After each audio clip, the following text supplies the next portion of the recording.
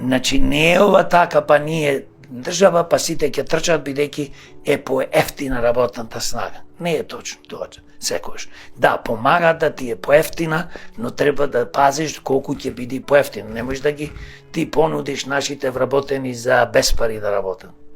Тоа е страшна работа, затоа треба ние уште во средно училиште и да не зборам факултети, треба кога некој ќе излезе од средно училиште, факултет, тој треба, поготово стручни училишта, треба да биде спремен. Не можеш ти да завршиш медицина после 5 години или ти треба уште 40 години пракса.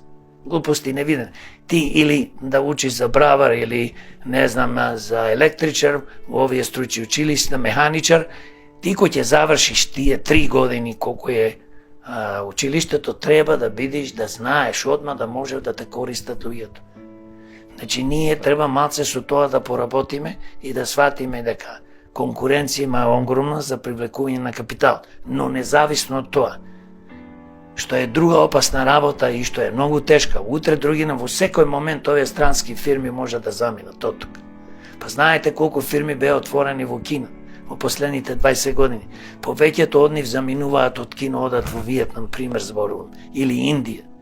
Индија има повеќе од 1.400.000.000, ја надмина по број на жители Кина.